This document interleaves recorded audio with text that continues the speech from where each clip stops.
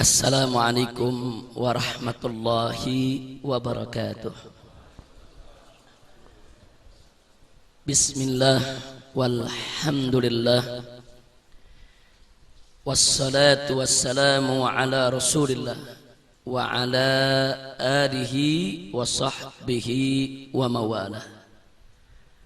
Allahumma anfa'na bima 'allamtana wa 'allimna ma yanfa'una. Allahumma zidna ilma warzuqna fahma wa atina hikmah.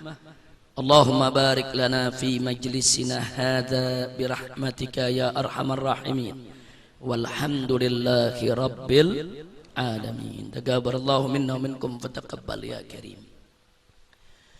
Kepada para habaib, para alim ulama, para kiai, para tokoh segenap jamaah kaum muslimin rahimakumullah, baik yang hadir di markas syariah di Petamburan ini maupun yang menyaksikan TV Rasil atau mendengarkan radio Silaturrahim ataupun radio streaming FVI. Mudah-mudahan pertemuan kita pada kesempatan hari ini menjadi penyebab turunnya rahmat dan barakah. Amin ya rabbal alamin.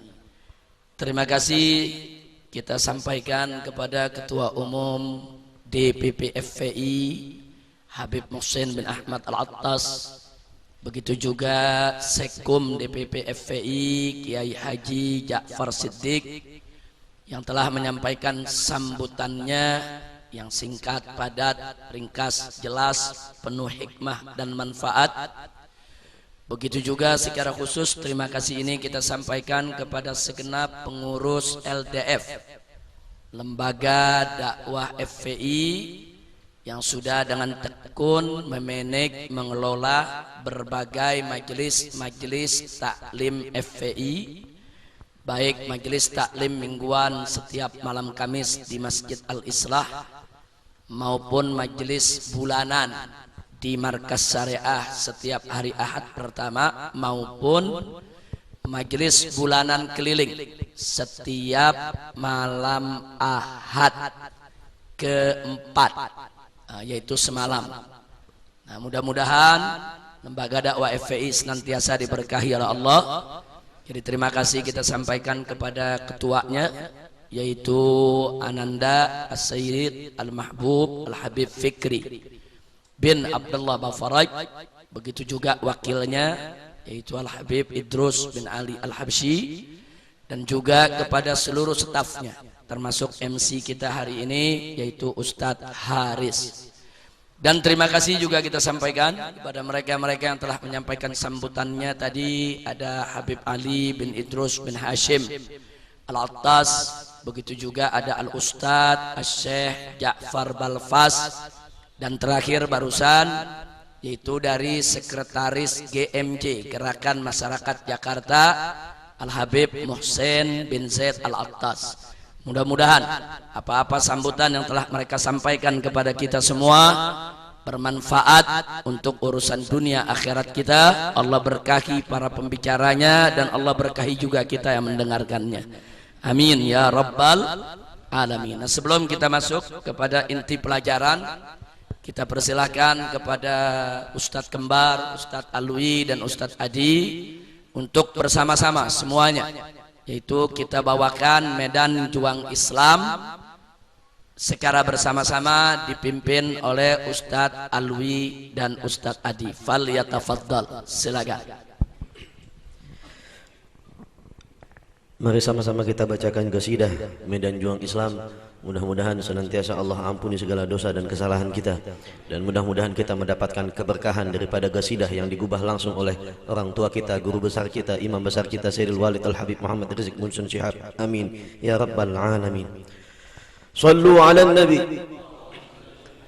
Astaghfirullah Rabbi ya syakur. Astaghfirullah Rabbi ya sabur. Astaghfirullah Rabbi ya الشكور أستغفر الله ربي الصبور أستغفر الله ربي الغفور أستغفر الله من كل غرور أستغفر الله ربي الغفور أستغفر الله من كل غرور أستغفر الله ربي الشكور أستغفر الله ربي الصبور أستغفر الله ربي الشكور أستغفر الله ربي الصبور أستغفر الله ربي الغفور أستغفر الله من كل غرور أستغفر الله ربي الغفور أستغفر الله من كل غرور. Medan juang Islam adalah tiga, mesti diingat, jangan dilupa. Medan juang Islam adalah tiga, mesti diingat, jangan dilupa. Pertama dakwah, kedua hisbah, ketiga jihad fi sabilillah. Pertama dakwah, kedua hisbah, ketiga jihad fi sabilillah. Astaghfirullah Rabbi asyakur, astaghfirullah Rabbi as-sabur, astaghfirullah Rabbi asyakur, astaghfirullah Rabbi as-sabur, astaghfirullah Rabbi al-ghafur, astaghfirullah min kulli ghurur, astaghfirullah Rabbi al-ghafur, astaghfirullah min kulli ghurur. Dakwah haruslah bijak dan lugas, hisbah mestilah cerdas dan tegas. Dakwah haruslah bijak dan lugas, hisbah mestilah cerdas dan tegas. Jihad medannya berani dan keras, berkorban hingga terakhir nafas. Jihad medannya berani dan keras, berkorban hingga terakhir nafas. Astaghfirullah Rabbi asyakur, astaghfirullah Rabbi as-sabur, astaghfirullah Rabbi asyakur, astaghfirullah Rabbi as-sabur, astaghfirullah Rabbi al-ghafur, astaghfirullah min kulli ghurur, astaghfirullah Rabbi al-ghafur, astaghfirullah min kulli ghurur. Setiap medan wajib diisi oleh yang pantas dan memang ahli. Setiap medan wajib diisi oleh yang pantas dan memang ahli semua medan. Wajib sinergi, jangan merasa benar sendiri.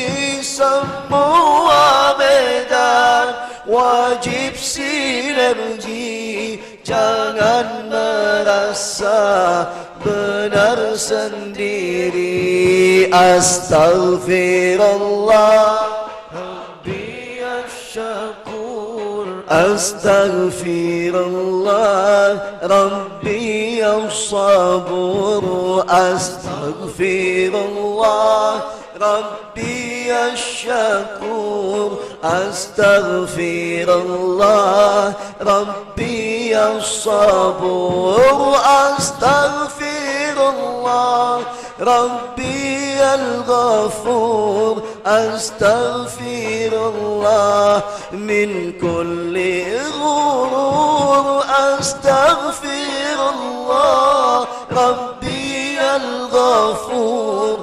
astaghfirullah min kulli ghurur. Mulailah dari diri sendiri, jangan melanggar syariat Nabi. Mulailah dari diri sendiri, jangan melanggar syariat Nabi. Siapa berjuang ikhlaskan diri, niscaya dapat ridha ilahi. Siapa berjuang ikhlaskan diri, niscaya dapat ridha ilahi.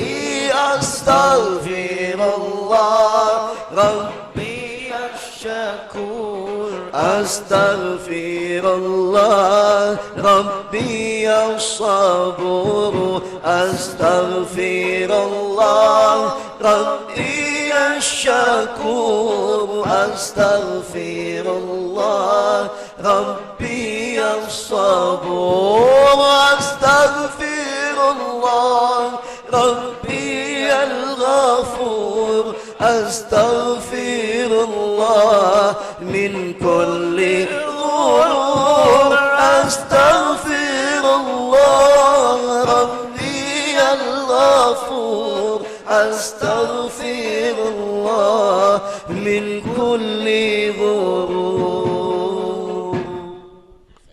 Sallu ala nabi. Allahumma salli wa sallim wa barik ala sayyidina Muhammad wa ala ali sayyidina Muhammad. Alhamdulillah, terima kasih kepada Ustadz Adi dan Ustadz Alwi yang telah memimpin daripada pembacaan nasyid Medan Juang Islam. Mudah-mudahan beliau dengan seluruh tim dan krunya diberkahi oleh Allah Subhanahu wa taala. Nah, baiklah ya ikhwan, pada kesempatan hari ini saya akan menyampaikan satu materi sebagai bagian daripada pembekalan umat untuk menghadapi harbul mustalahat. Harbul mustalahat artinya perang terminologi, perang istilah. Jadi di zaman kita sekarang ini, al-ghazwul fikri, perang pemikiran itu sangat dahsyat. Bahkan lebih berbahaya daripada perang konvensional, daripada perang dengan menggunakan berbagai macam peralatan militer yang bisa melukai bahkan menghilangkan nyawa orang. Namun perang pemikiran itu lebih berbahaya karena bisa merontokkan akidah, karena bisa melenyapkan iman. Nah, salah satu bagian daripada perang pemikiran adalah perang terminologi, perang istilah. Seperti sebagai contoh kasus, istilah akhlak diganti dengan istilah moral, budi pekerti, mental. Sehingga istilah akhlak itu digusur supaya enggak disebut lagi di tengah umat Islam. Ini sangat berbahaya. Atau seperti istilah akidah mulai mau diganti dengan istilah ideologi, dengan istilah filsafat. Nah, ini juga sangat berbahaya. Nah, karena itu hari ini kita ingin melakukan pembekalan kepada segenap jamaah majelis rutin bulanan di Markas Syariat agar kita bisa menempatkan suatu istilah sesuai dengan makna sebenarnya, tidak rancu dan jangan sampai tertukar dengan istilah-istilah yang nanti bisa melenyapkan makna esensi daripada istilah yang ada dalam ajaran Islam.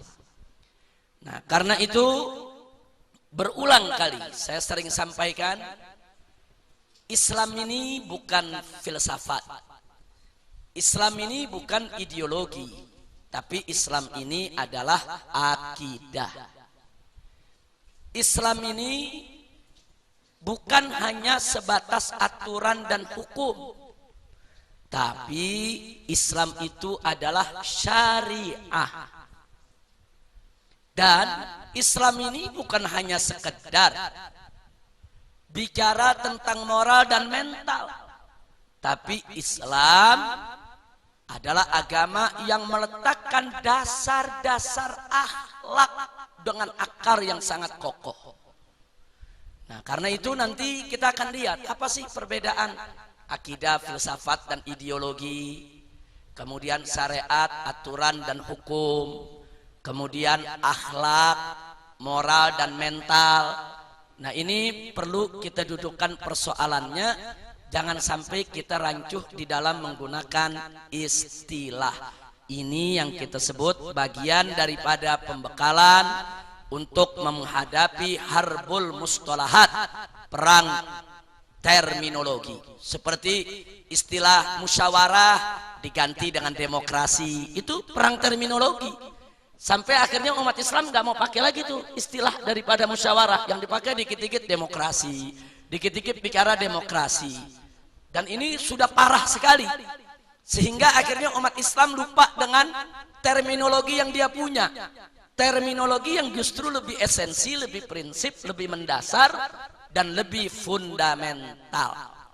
Nah, baiklah, saya tidak ingin bicara luas, karena memang kajiannya ini kalau mau diluaskan menjadi sangat luas sekali, tapi kita batasi dalam persoalan yaitu Islam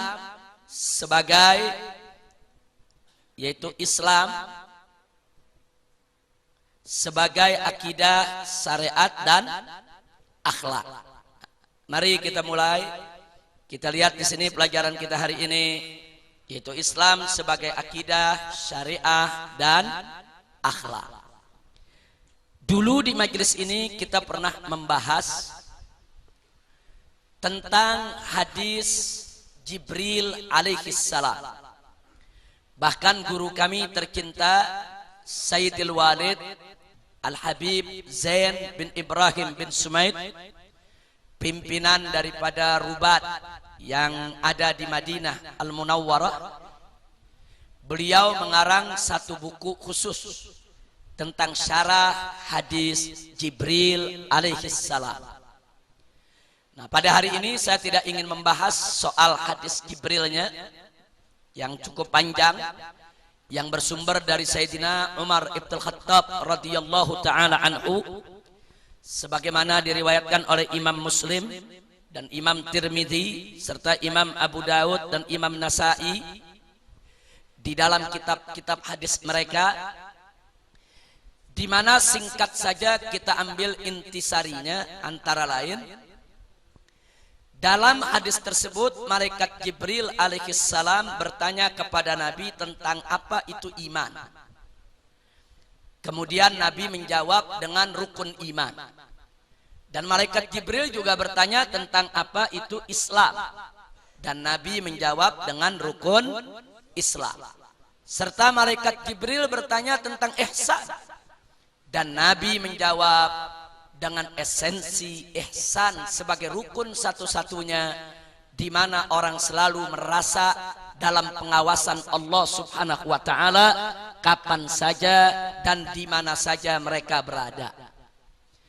Dari hadis ini para ulama mengambil satu kesimpulan tentang arkanuddin, tentang rukun agama. Rukun agama yaitu pertama iman, kedua Islam, ketiga adalah ihsan.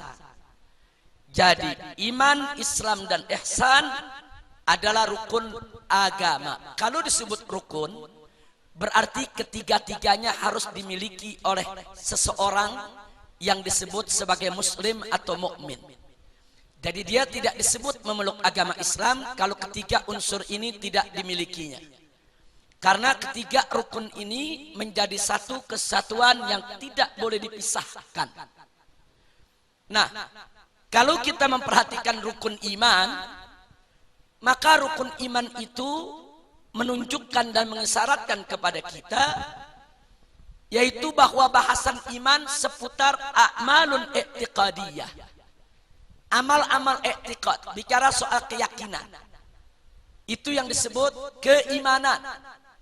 Walaupun Nabi menyebutkan rukun iman hanya 6, tapi persoalan keimanan tidak hanya terbatas kepada 6 perkara. Masalah keimanan itu banyak. Kita beriman tentang adanya sorga, adanya neraka, adanya makhluk yang bernama jin, dan lain sebagainya. Walaupun itu tidak disebut dalam rukun iman, itu termasuk hal-hal yang tetap harus diimani. Hanya saja yang 6 perkara itu rukunnya keimanan. Tidak boleh ditukar, tidak boleh ditolak, dan tidak boleh ditentang. Jadi rukun iman yang terpenting ada 6 perkara. Tapi masalah keimanan banyak. Semua menyangkut apa saja yang wajib kita imani. Ini disebut a'malun i'tiqadiyah. Sementara soal Islam, kalau kita perhatikan dari rukun Islam itu bicara soal a'malun zahiriyah. Seperti rukun Islam yang pertama, an-nutqu bisyahadatin, mengucapkan 2 kalimat syahadat. Yang namanya mengucapkan itu amal lisan, amal lidah. Lisan, lidah itu anggota tubuh kita. Itu yang dimaksud a'malun zahiriyah. Mendirikan sholat, ada ruku, ada sujud, duduk, berdiri, dan seterusnya. Itu amal badan, a'malun zahiriyah. Begitu juga puasa, zakat, haji, dan seterusnya. Adapun 2 kalimat syahadatnya, yang wajib kita imani akan keesaan Allah dan kenabian Muhammad, itu masuk keimanan, bukan masuk keislaman. Tapi mengucapkan 2 kalimat syahadatnya masuk dalam urusan keislaman. Nah, supaya kita bisa membedakan. Nah, sedangkan ihsan itu membicarakan tentang a'malun batiniyah. Maksudnya batiniyah a'malun qalbiyah. Urusan amal hati. Mana amal hati yang baik, mana amal hati yang tidak baik. Oh, amal hati yang baik seperti ikhlas, tawadu, qanaah, sabar, syukur, itu amal hati. Oh, ada amal hati yang buruk seperti ujub, takabur, riya, itu amal hati yang buruk. Nah, itu urusan itu dibahas di dalam masalah keihsanan, di mana kita diwajibkan untuk menghiasi hati kita dengan yang baik-baik dan membersihkan hati kita dari sifat yang buruk-buruk. Itu yang disebut keihsanan. Nah, masalah keimanan itu dibahas dalam ilmu akidah. Ilmunya disebut ilmu akidah, atau disebut juga ilmu aqaid, dalam bentuk jamak, atau disebut juga ilmu tauhid. Kenapa disebut ilmu akidah? Karena bicara soal keyakinan. Kenapa disebut aqaid? Karena di dalamnya banyak soal keyakinan yang dibahas. Kenapa disebut ilmu tauhid? Karena inti isi ajarannya untuk mengesahkan Allah. Dan disebut juga ilmu usul, min babit taglib. Walaupun sebetulnya usul itu tidak identik dengan akidah, akidah tidak identik dengan usul. Tapi karena masalah usul didominasi dengan persoalan akidah, maka min babit taglib. Artinya min babit taglib, akhirnya karena ini ada dominasi, akhirnya ilmu itu lebih sering disebut ilmu usul atau usuluddin.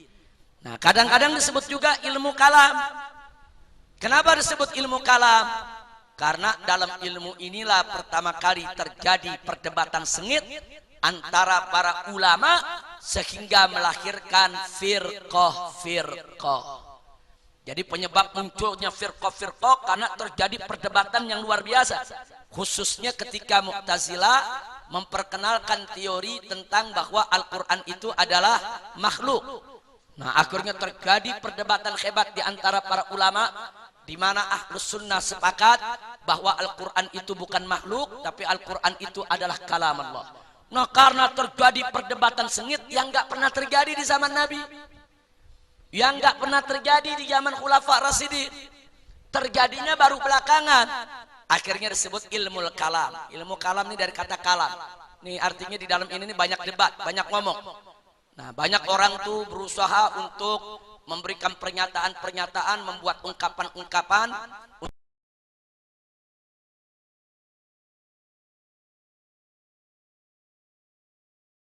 Ini penamaan ini sebetulnya semuanya maksudnya adalah ilmu akidah. Nah, kadang-kadang ilmu akidah dikaitkan dengan filsafat. Nah, walaupun tidak tepat. Nah, kadang-kadang kalau kita masuk fakultas filsafat, ya yang dibahas persoalan akidah. Nah, karena memang punya kaitan di dalam argumentasi mantiknya. Nah, untuk bicara soal-soal yang berkenaan dengan alam metafisika, alam-alam gaib. Nah, baik, yang kedua yaitu soal keislaman. Itu dibahas dalam ilmu syariah. Nah, ilmu syariah ini disebut juga dengan ilmu fikih. Jadi kalau disebut ilmu syariah atau ilmu fikih maksudnya sama. Tapi kadang-kadang juga disebut ilmu furu. Walaupun sebetulnya furu dan fikih tidak identik. Tapi min babit taglib. Karena kebanyakan persoalan furu didominasi dengan permasalahan fikih. Sehingga ilmu fikih sering disebut ilmu furu'uddin. Nah, walaupun tidak identik sebetulnya, itu hanya min babit taklif. Kalau dalam konteks bahasa Arab, min babit taklif boleh saja. Nah, tidak ada masalah karena saking banyaknya masalah fikih dalam furu, maka ilmu fikih disebut ilmu furu.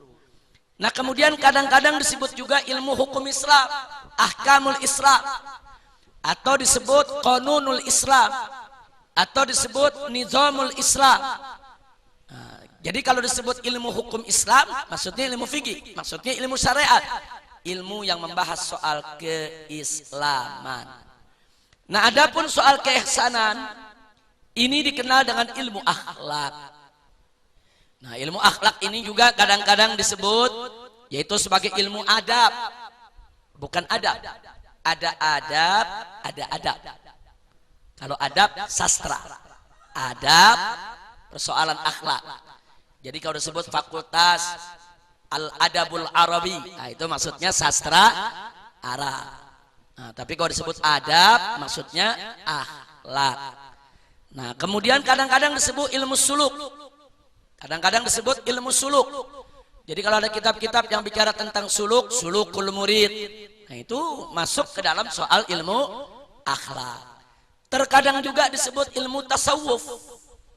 Nah, walaupun ada kelompok tertentu dari umat Islam menolak istilah tasawuf, bahkan mereka bid'ahkan. Tapi sebetulnya inti pelajaran tasawuf ya ilmu akhlak.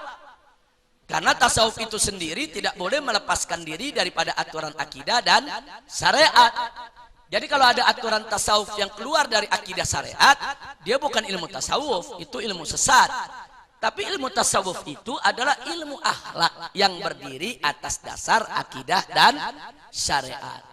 Nah, kadang-kadang juga disebut ilmu tariqah.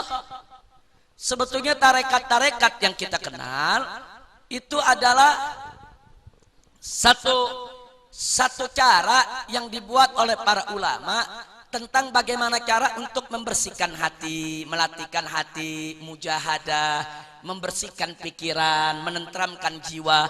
Sebetulnya itu juga termasuk bahasan akhlak. Hanya memang beda-beda kemasan, beda-beda cara, beda-beda metodologi di dalam menjabarkannya. Nah, singkat cerita, saya tidak mau sambung dengan saya tidak mau terlalu diperpanjang dengan persoalan nama, tapi intinya sesuai dengan tema kita bahwa Islam adalah akidah, syariat, dan akhlak. Nah, ini dulu. Jadi kalau dikatakan Islam, akidah, syariat, dan akhlak, maksudnya apa? Ya, maksudnya agama Islam itu memiliki rukun iman, Islam, dan ihsan. Yang mana iman itu dituangkan dalam akidah, Islam itu dituangkan dalam syariat, ihsan itu dituangkan dalam akhlak. Jadi Islam adalah akidah, syariat, dan akhlak. Nah, ini pernah dijadikan judul oleh seorang ulama yang bernama Asy-Syaikh Said Hawa. Nah, beliau mengarang sebuah kitab judulnya Al-Islam Aqidatan wa Syariatan wa Akhlaqan. Jadi beliau kupas seluruh sisi-sisi tentang akhlak yang menjadi rukun agama. Kita lanjutkan. Berikutnya, mari kita lihat apa hubungan akidah, syariat, dan akhlak. Tadi sudah kita kasih tahu, ketiganya sama-sama rukun agama. Sama-sama mesti ada di dalam kita beragama. Nah, hanya di sini perlu kita ingatkan bahwa tanpa akidah maka syariat tidak akan tegak dan akhlak tidak akan mulia. Omong kosong orang mengaku akidahnya kuat tapi akhlaknya bejat. Omong kosong orang mengaku wah akidahnya sudah mumpuni, mapan, bagus, pembela akidah, penegak akidah, tapi syariatnya nggak jalan. Akhlaknya tidak mulia, omong kosong. Karena di mana akidah kuat pasti syariat jalan, dan manakala syariat jalan pasti melahirkan akhlak yang mulia. Nah, itu peranan akidah dan hubungannya dengan syariat dan akhlak. Begitu juga sebaliknya, tanpa syariat, saudara, maka jangan mimpi akidah itu akan kokoh. Nggak bisa akidah kokoh itu tanpa syariat. Makanya kalau Allah memerintahkan kita puasa umpamanya, di akhir ayat apa Allah nyatakan? La'allakum tattaqun. Kalian ini diwajibkan puasa supaya kenapa? La'allakum tattaqun, supaya kalian bertakwa. Jadi kenapa kita puasa? Supaya akidah kita makin kuat. Kenapa kita sholat? Supaya akidah kita makin mantap. Kenapa kita melaksanakan segala kewajiban? Supaya akidah kita kokoh. Jadi jangan mimpi akidah kuat kalau syariat nggak tegak. Nggak ada itu orang yang nggak sholat akidahnya kuat, omong kosong. Yang nggak puasa Ramadan akidahnya kuat, omong kosong. Jadi kalau akidahnya kuat, ya syariatnya tegak. Jadi syariat itu cerminan. Kalau soal akidah kita nggak bisa lihat, karena soal keyakinan kita nggak bisa intip. Tapi kalau soal syariat kelihatan sama mata, dia sholat apa enggak, dia puasa apa enggak, dia zakat apa enggak, bagaimana dia punya yaitu kewajiban-kewajiban agamanya dijalankan atau tidak, kelihatan mata, bisa terdeteksi. Begitu kita deteksi ternyata syariat tidak jalan, maka itu berarti menjadi indikator kuat bahwa akidahnya rapuh, akidahnya lemah. Nah, begitu juga akhlak tanpa syariat.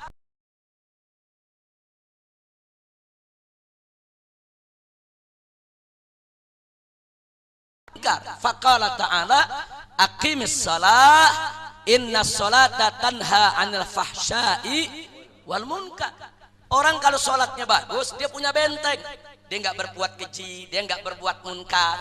Jadi sholat itu benteng dari perbuatan keji dan munkar. Artinya kalau orang itu sholatnya bagus, dia nggak berbuat keji, nggak berbuat munkar, nggak berbuat maksiat, otomatis akhlaknya pasti akan mulia. Jadi kalau orang ngaku sebagai pejuang syariat, penegak syariat, tapi akhlaknya bejat, akhlaknya tidak mulia, omong kosong dia pejuang syariat, saudara. Nggak ada orang yang namanya pejuang syariat, penegak syariat, saudara, otomatis akhlaknya mesti terjaga.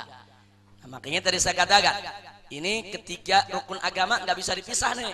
Satu sama lainnya menjadi satu kesatuan yang saling melengkapi dan saling menyempurnakan. Nah, begitu juga akhlak. Tanpa akhlak nggak ada akidah yang kuat. Dan tanpa akhlak nggak ada syariat bisa dijalankan. Akhlak itu mesti dijaga. Akhlak kita kepada Allah, akhlak kita kepada Rasulullah, akhlak kita kepada kitab suci Al-Quran, akhlak kita kepada keluarga Nabi, akhlak kita kepada para sahabat Nabi, akhlak kita kepada para ulama, akhlak kita kepada guru, akhlak kita kepada orang tua, akhlak kita kepada keluarga, akhlak kita kepada tetangga, akhlak kita kepada masyarakat banyak. Semua ada aturan akhlaknya. Jadi kalau sudah tidak ada akhlak, itu indikator kuat, akidahnya rapuh, syariatnya nggak betul dijalankan. Karena manakala akidah itu kuat, syariat ditegakkan, pasti akhlak itu akan mulia. Nah, makanya di sini kalau bicara akidah syariat dan akhlak, bisa kita katakan dengan akidah yang kuat dan pelaksanaan syariah yang benar, niscaya akhlak pasti mulia. Nah, bicara soal kemuliaan akhlak, ini sesuai misi kenabian. Nabi kita itu diutus oleh Allah bawa misi. Nah, misi kenabian itu apa? Misi kenabian itu adalah penyempurnaan akhlak. Makanya Nabi bersabda dalam satu hadis, sebagaimana diriwayatkan oleh Al-Imamul Baihaqi dan Al-Imam Ahmad. Imam Baihaqi dalam kitab Sunan Kubra'nya, Imam Ahmad dalam kitab Musnadnya, saudara, di mana Nabi mengatakan faqalan Nabi sallallahu alaihi wasallam, atau kama qala Nabi sallallahu alaihi wasallam, innama bu'ithu liutammima makarimal akhlak. Sesungguhnya aku ini diutus hanya untuk menyempurnakan kemuliaan-kemuliaan akhlak. Nah, makanya tadi sudah kita katakan, kenapa kita, saudara, kenapa kita tidak boleh mempersekutukan Allah supaya akhlak kita mulia. Kenapa kita tidak boleh mempraktekkan perdukunan supaya akhlak kita mulia. Kenapa kita tidak boleh mempelajari ilmu sihir, apalagi menggunakannya, supaya akhlak kita mulia. Kenapa kita sholat 5 waktu, supaya akhlak kita mulia. Kenapa puasa Ramadan, supaya akhlak mulia. Kenapa bayar zakat, supaya akhlak mulia. Kenapa diwajibkan bikin haji, supaya akhlak mulia. Kenapa tidak boleh berzina, tidak boleh makan riba, tidak boleh mencuri, tidak boleh korupsi, tidak boleh menganiaya, tidak boleh menzalimi, tidak boleh membunuh, tidak boleh melacur, tidak boleh berjudi, tidak boleh melakukan aneka ragam kemunkaran. Intinya supaya akhlak kita mulia. Itu akhlak, saudara. Jadi jangan mimpi orang yang suka judi ngaku akhlak mulia. Dari mana datangnya? Orang mabok-mabokan ngaku akhlaknya mulia. Nggak ada, saudara. Nggak ada. Jadi akhlak yang mulia itu adalah, saudara, bagaimana seseorang itu bersikap, bertindak dan berbuat sesuai aturan Allah dan Rasulnya. Jadi jangan diartikan, oh kalau orang sudah tutur sapanya santun, nah itu akhlaknya pasti mulia. Belum tentu. Ada orang tutur sapanya santun, pakaiannya sopan, dia ngomong saudara-saudaraku, ayo mari kita saling cinta, kita saling menghormati. Saudara-saudaraku, tahukah anda, laki dengan laki kawin itu tidak apa-apa. Saya mau tanya, ucapannya lembut gak? Ramah gak? Santun enggak? Tapi saya mau tanya, ngawur enggak? Apa itu akhlak? Bukan. Jadi jangan tertipu. Jangan tertipu dengan tutur sapa yang halus. Sekarang di televisi kita lihat. Berapa banyak orang bicara tutur sapanya, wah kelihatannya santun. Pakaiannya juga rapi, saudara. Tapi yang diomongin serba ngawur semua. Homoseks dia bela, lesbianisme dia bela, kemaksiatan dia bela, aliran sesat dia bela. Saya tanya, akhlak tidak? Bahkan ada yang lebih parah lagi, saudara. Pakaiannya rapi, tutur sapanya sopan, tampil di TV ditonton jutaan orang, dia bangga kalau dia kumpul kebo. Bangga, saya dulu kumpul kebo sama kawan saya artis anu, ini anaknya diunjukin lagi tuh anak. Dia bangga, saudara, bangga dengan maksiat. Dia pikir begitu udah sopan tuh, santun tuh. Enggak punya akhlak. Adimul akhlak, tidak punya akhlak. Nah, maka standar akhlak ini penting, saudara. Jangan ngelihat orang ngomong lembut udah langsung, wah ini akhlak nih. Akhlak. Akhlak dari mana kalau dia menantang Allah? Akhlak dari mana kalau dia menantang syariat? Nah, kira-kira jelas tidak? Nah, jadi makanya nanti akan kita urai lagi lebih jauh persoalan akhlak ini, saudara. Nah, inilah hubungan akidah, syariat dan akhlak. Nah, sekarang mari kita lihat bagaimana hubungan akidah dengan filsafat dan ideologi. Kita nyatakan sekali lagi bahwa akidah bukan filsafat dan bukan ideologi.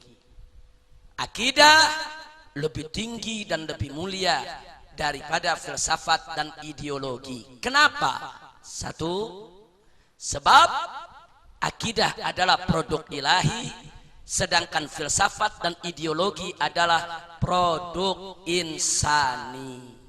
Artinya akidah itu datangnya dari Allah, bukan hasil pemikiran manusia. Sedangkan filsafat dan ideologi itu buatan manusia. Enggak bisa disamakan antara akidah, filsafat dan ideologi. Akidah bersumberkan kepada wahyu. Wahyu ilahi yang suci, baik yang disampaikan oleh Allah secara langsung melalui Al-Quranul Karim maupun melalui hadis Nabi kita Sayyiduna Muhammad Sallallahu Alaihi Wasallam, hadis yang dijamin oleh Allah melalui firman-Nya, faqala ta'ala wa ma yantiqu 'anil hawa in huwa illa wahyu yuha. Tidaklah Nabi itu mengucapkan suatu ucapan dari hawa nafsunya, melainkan merupakan wahyu yang diwahyukan oleh Allah kepadanya. Jadi akidah sumbernya adalah wahyu, sedangkan filsafat dan ideologi sumbernya itu akal. Ideologi itu dari kata ide. Jadi kalau disebut ide, saya punya ide nih. Apa tuh? Pandangan, pendapat. Saya punya ide nih. Nah, kita kalau lagi ngobrol, saya punya ide nih. Ide itu pendapat. Jadi disebut ideologi karena itu memang pendapat manusia yang dijadikan sebagai prinsip hidup dan pedoman. Makanya disebut ideologi. Manakala suatu pendapat hasil pemikiran akal manusia dijadikan sebagai prinsip, dijadikan sebagai pedoman hidup, itu disebut ideologi. Seperti apa? Seperti ideologi sosialis, ideologi komunis, ideologi kapitalis, ideologi liberalis, itu ideologi karena hasil pemikiran manusia. Sedangkan akidah bukan ideologi karena dia bukan hasil pemikiran manusia. Islam ini bukan buatan manusia. Islam ini datang dari Allah berdasarkan wahyu ilahi yang maha suci. Jadi nggak bisa disamakan antara akidah dengan filsafat dan ideologi. Filsafat juga hasil pemikiran, hasil pemerhatian, hasil pencermatan tentang suatu perbuatan yang sudah berulang kali dilakukan menjadi tradisi di suatu masyarakat, sehingga dia ngambil kesimpulan tradisi itu dijadikan sebagai filsafat kehidupan. Nah, jadi intinya sama, filsafat dengan ideologi hasil buah pemikiran manusia. Yang ketiga, akidah itu tidak boleh ditukar. Nggak boleh tukar menukar akidah. Nggak bisa umat Islam itu akidahnya ditukar. Sekali Islam tetap Islam sampai mati. Saudara, harus Islam, tidak boleh murtad. Jadi murtad itu dilarang dalam Islam. Bahkan di suatu negeri Islam, hukuman murtad itu adalah yustatab, disuruh taubat. Diberikan kesempatan untuk taubat. Kalau tidak taubat, hukum mati. Negara yang menghukum mati, saudara. Jadi nggak bisa akidah ditukar. Tapi kalau filsafat dan ideologi, kita bisa tukarnya dengan senang hati. Kapan saja, saudara. Ditukar-tukar. Indonesia aja sudah berapa kali tukar-menukar ideologi. Pancasila sudah berubah-ubah 5 kali lebih.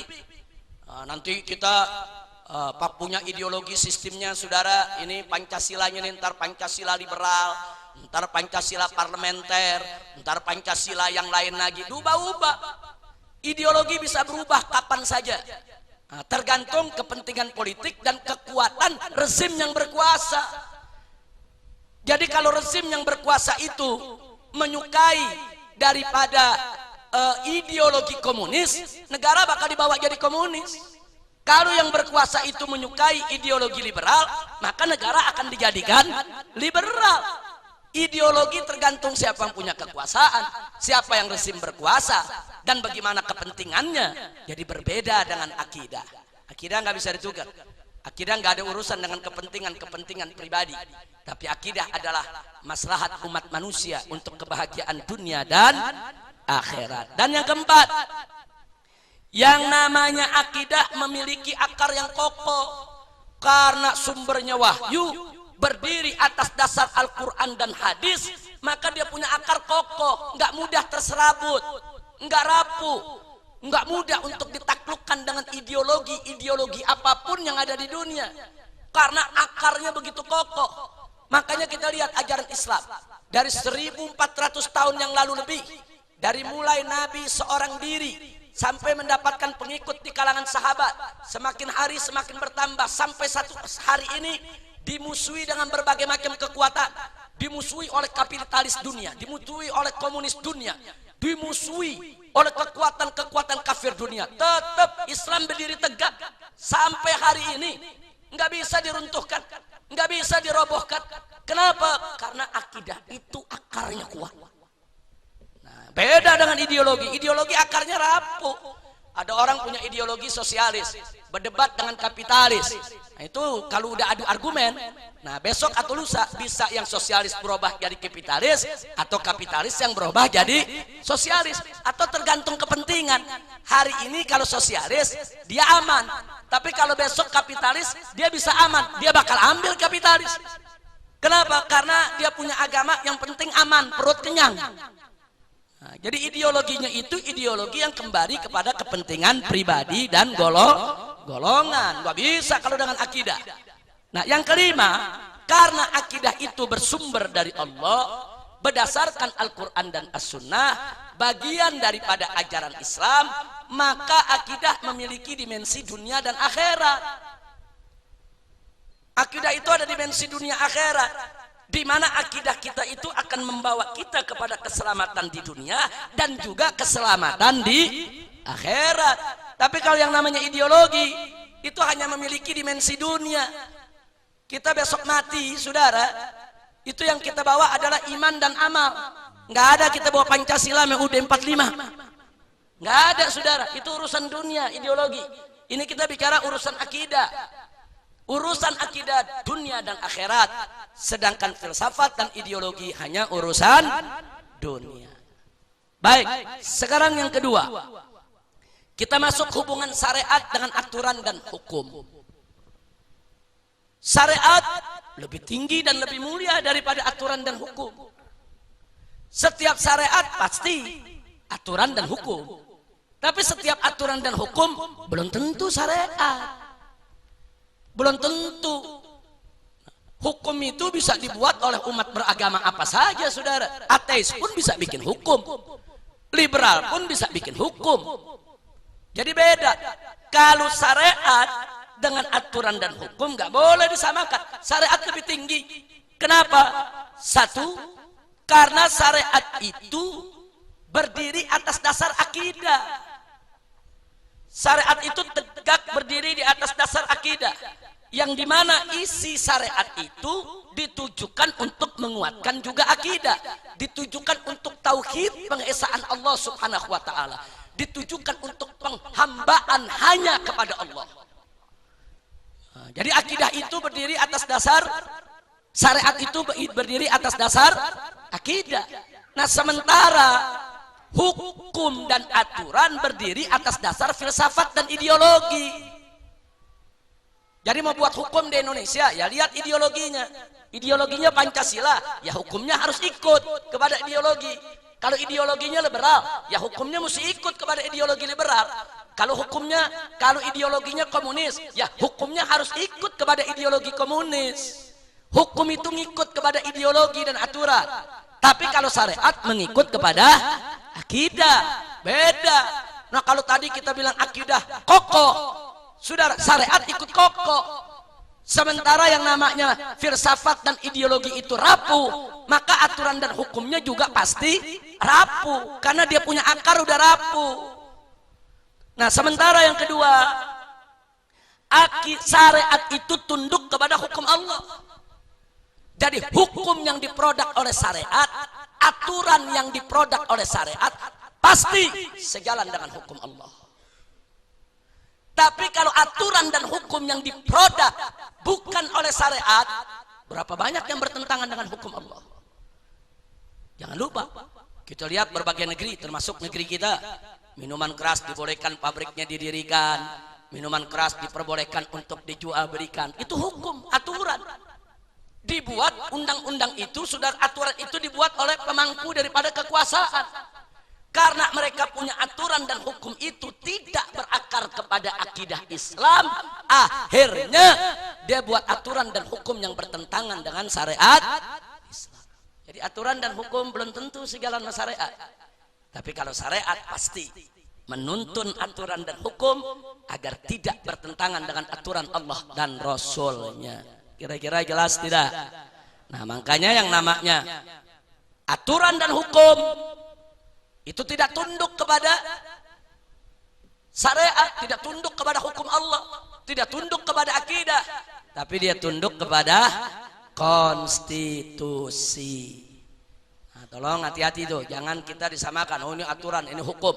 Kalau kita katakan kita mau taat hukum, hukum yang mana? Hukum yang tidak bertentangan dengan aturan Allah dan Rasulnya. Tapi kalau hukum yang bertentangan dengan aturan Allah dan Rasulnya, haram untuk kita taati, saudara. Yang ketiga, yang namanya syariat tidak boleh diubah. Nggak ada tawar-menawar. Dari zaman Nabi, zina itu haram, sampai hari ini, hingga hari kiamat tetap haram. Nggak boleh diubah hanya untuk kepentingan segelintir orang. Tapi berbeda dengan aturan dan hukum, dia bisa diubah, bisa dikerjain. Bahkan yang bisa mengganggu kesenangan para pengambil keputusan, nggak dibuat hukumnya. Saya kasih contoh, saudara, dari sejak kita merdeka sampai hari ini, di Indonesia belum ada satupun undang-undang yang melarang homoseks dan lesbian, nggak ada. Bahkan nggak ada undang-undang yang melarang kumpul kebo, nggak ada. Jadi pelaku kumpul kebo itu dianggap bukan kriminal, bukan pidana, bukan pelaku kejahatan, dan nggak bisa kita tuntut, saudara. Bahkan kalau ada orang Islam punya anak gadis, usianya sudah dewasa, dizinai oleh temannya, laki-laki yang sudah dewasa, nggak bisa kita tuntut kalau mereka suka sama suka. Karena definisi zina dalam undang-undang Indonesia, dalam hukum Indonesia adalah orang yang sudah berkeluarga melakukan hubungan intim dengan orang yang sudah berkeluarga. Jadi kalau ada seseorang, saudara, melakukan hubungan intim dengan istri orang, itu baru disebut zina. Jadi kalau anak gadis orang bukan zina. Ini hukum Indonesia, dan nggak sampai di situ. Itu pun nggak bisa dituntut kalau suaminya nggak nuntut. Kalau suaminya nggak lapor, nggak menyatakan keberatan, bebas dia dari hukum. Kecuali kalau suaminya keberatan. Makanya waktu kasus Ariel yang diduga berzina dengan salah satu artis dan sudah dibuktikan di pengadilan, nggak bisa dituntut. Kenapa? Suaminya nggak ngelapor. Orang suaminya seneng kok istrinya ditidurin orang. Tapi kalau suaminya melapor, jeblos lagi ke penjara, saudara. Berat itu hukumannya, bisa 7 tahun di penjara. Nah, jadi ini hukum yang ada di Indonesia. Anda bisa lihat. Dia bisa buat seenaknya, saudara. Jadi di Indonesia ada aturan, pegawai negeri nggak boleh poligami. Kalaupun boleh, itu dia punya syarat berat, saudara. Tapi kalau pegawai negeri berzina, nggak ada undang-undang. Nggak ada. Nah ini kan ngawur, saudara. Tapi ini fakta, itu hukum. Nah maka jangan dulu Anda menjadikan hukum Indonesia sebagai panglima. Tunggu dulu. Yang menjadi panglima itu bukan hukum, tapi syariat, yaitu hukum Allah. Hukum Allah sebagai panglima kita, bukan hukum selain hukum Allah jadi panglima kita.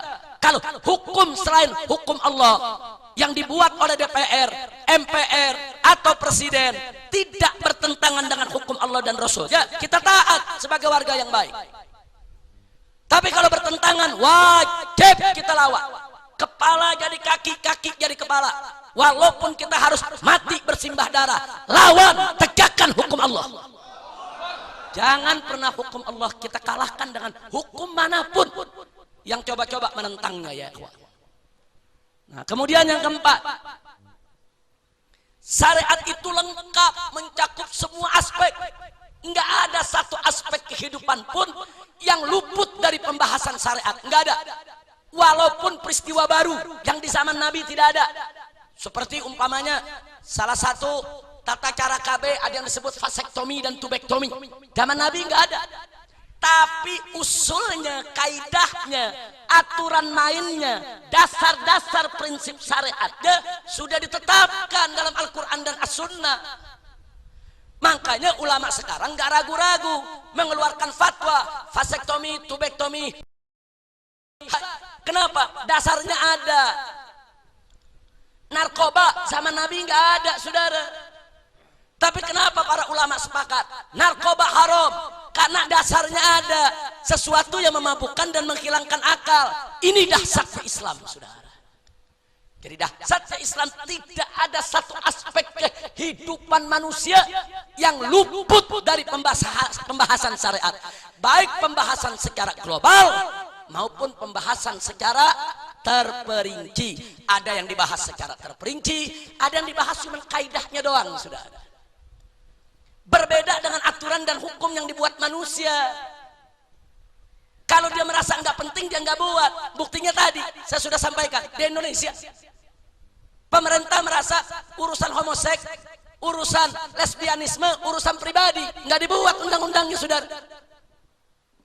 Ada apa nggak dibuat undang-undangnya? Apa anggota DPR kita banyak homo? Apa banyak lesbi? Lah kok nggak mau buat undang-undang untuk melarang homoseks dan lesbianisme? Apa sulitnya mereka buat itu aturan, saudara? Nah karenanya ketika di Indonesia digelar konferensi gay internasional di salah satu hotel berbintang di Surabaya, masyarakat di Surabaya, FPI dan ormas-ormas Islam lapor ke Polda. Polda angkat tangan, kami nggak bisa larang, nggak ada undang-undangnya. Akhirnya dibubarkan paksa oleh masyarakat. Nah begitu FPI turun, masyarakat turun, dibubarkan paksa, melanggar undang-undang. Apa mereka bilang? Ah, ini mengambil wewenang hukum.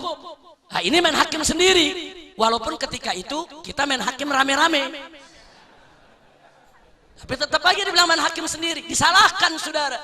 Itu hukum, saudara. Jadi beda dengan syariat. Jadi karena Indonesia melihat, ini masalah homo belum penting, masalah lesbi belum penting. Sampai sekarang nggak ada aturannya, nggak ada hukumnya. Dia lepas begitu aja, saudara. Nah jadi hukum itu kalau sudah dibuat di negara mana saja hanya dibuat untuk kepentingan kelompok dan golongan. Hanya dibuat untuk kepentingan kelompok dan golongan, itu hukum. Tapi kalau syariat berlaku untuk semua. Syariat sudah mengatur dari jauh-jauh hari. Dari 1400 lebih tahun yang lalu, syariat sudah atur homoseks itu haram, lesbianisme itu haram. Bahkan Nabi udah atur homoseks itu man atar rajulu rajula, siapa-siapa lelaki mendatangi lelaki-laki lain, dia sodomi, dihukum mati. Hukumnya udah jelas dalam syariat Islam, saudara. Nah, makanya di sini saya ingin ingatkan sekali lagi, syariat lebih tinggi daripada aturan dan hukum. Aturan hukum gak lengkap, dibuat suka-suka dia aja, suka-suka dia, saudara. Nah, jangan-jangan besok kalau anggota DPR udah banyakkan korupsi, undang-undang korupsi dihapus, saudara. Ah, ini undang-undang bikin susah kita aja nih. Ini gara-gara undang-undang ini kita nggak bisa korupsi. Bisa jadi dihapus, saudara. Bisa jadi. Oh, ada undang-undang yang membentuk KPK. Ah, ini KPK suka nangkepin anggota DPR nih. Udah KPK bubarin aja, bubarin. Cara bubarinnya bagaimana? Undang-undangnya cabut. Kalau undang-undangnya dicabut, bubar KPK, saudara. Jadi kalau mereka udah gerak karena udah terbiasa korupsi, mereka takut kalau mereka itu dijerat dengan undang-undang. Bukan nggak mungkin. Besok undang-undang pembentukan KPK dicabut. Nah, besok undang-undang tentang korupsi dicabut. Supaya kenapa? Supaya mereka bisa korupsi dengan bebas tanpa ikatan hukum, saudara. Nah, jadi maka itu masyarakat mesti geli, mesti ikut berperan serta. Jangan membiarkan DPR itu jalan sendiri untuk membuat undang-undang. Nggak boleh. Karena begitu DPR membuat undang-undang, kita ini diikat oleh undang-undang tersebut, saudara. Kita ini diikat. Kalau besok DPR mengeluarkan undang-undang, laki boleh kawin dengan laki, perempuan boleh kawin dengan perempuan, kita ini terikat. Artinya terikat. Kalau besok ada warga negara, laki kawin dengan laki, saudara, ada yang protes ditangkap. Karena dianggap melawan undang-undang. Hati-hati, kelompok liberal sedang berjuang untuk mewujudkan undang-undang tersebut, saudara. Nah, makanya umat Islam harus jeli. Majelis-majelis taklim harus juga sigap dan respon. Saudara, majelis-majelis zikir, para habaib, para ulama, ini tugas kita bersama. Nah, saudara, tugas kita ini bukan sholat saja, bukan zikir saja, bukan puasa saja, bukan baca Quran saja. Tugas kita menegakkan hukum Allah, syariat Allah, aturan Allah. Gak boleh kita biarkan Islam ini diobok-obok oleh siapapun juga, saudara. Dan Allah akan mempertanyakan kita nanti di hari kiamat tentang apa yang kita lakukan yang hukum Allah diobok-obok. Apa kita diam, apa kita lawan. Ini jadi persoalan serius. Saya ajak semua pihak, bukan hanya habaib, ulama, kiai, seluruh masyarakat harus sigap, harus peka, saudara. Harus respon, harus reaksioner, tidak boleh diam. Begitu ada undang-undang coba dibahas, mengganggu syariat Islam, lawan, cegah, halangi, tolak. Nah, karena itu kita mesti jeli. Jangan kita lagi jeli, tuh ada ngomong, nggak usah ikut campur urusan politik, nggak usah, kita ngaji aja. Iya, ngaji aja. Besok tuh undang-undang keluar, laki boleh kawin sama laki. Nah, begitu laki sama laki dikawinin tuh ustadz baru marah-marah. Nah, dari kemarin lu kemana? Ini mumpung belum terjadi, saudara, kita mesti sikapi. Jangan nanti kalau udah terjadi baru marah-marah. Lah kan kemarin kita ajak untuk mencegah itu. Kan kemarin kita ajak untuk menghalangi itu, saudara. Jangan kalau udah kena baru marah. Kalau belum kena nggak mau hisbah. Begitu udah kena, sekarang saatnya kita hisbah. Nah, kemarin kemana ente? Dakwah hisbah jihad nggak boleh dipisah, saudara. Jangan bilang sekarang baru saatnya jihad. Lah emang kemarin jihad nggak wajib? Enggak, saudara. Ini penting. Baik, yang kelima seperti tadi, bahwa syariat memiliki dimensi dunia dan akhirat. Sedangkan aturan dan hukum hanya dimensi dunia. Kira-kira sampai sini jelas tidak? Baik, yang ketiga, yaitu akhlak. Akhlak lebih mulia dan lebih tinggi daripada moral dan mental. Kok bisa? Sebab satu, Akhlak berakar dari ajaran Islam, sedangkan moral dan mental berakar dari berbagai ajaran. Dalam ajaran Hindu ada soal moral dan mental, dalam Buddha ada soal moral dan mental, dalam agama Nasrani dan Yahudi ada soal moral dan mental. Jadi moral dan mental itu universal, dibahas oleh semua agama. Tapi ingat, parameternya beda-beda, saudara. Nah, sedangkan akhlak yang bersumber dari ajaran Islam, parameternya jelas. Dia harus berdiri tegak di atas akidah dan syariat. Untuk menyatakan ini akhlak baik atau tidak baik, lihat syariat. Bukan nanya sama akal, saudara. Bukan, dia bersumber kepada syariat, itu akhlak. Makanya akhlak ini nggak berubah. Akhlak di Timur Tengah, di India, di Nusantara, di Eropa, parameternya nggak berubah. Seperti ikhlas itu akhlak yang mulia. Di Arab diakui, ikhlas memang akhlak mulia. Di India diakui, ikhlas memang akhlak mulia. Di Indonesia diakui, ikhlas memang akhlak mulia. Sampai ke Eropa diakui, parameternya jelas. Sama, saudara, sombong itu sifat yang jelek, diakui, saudara.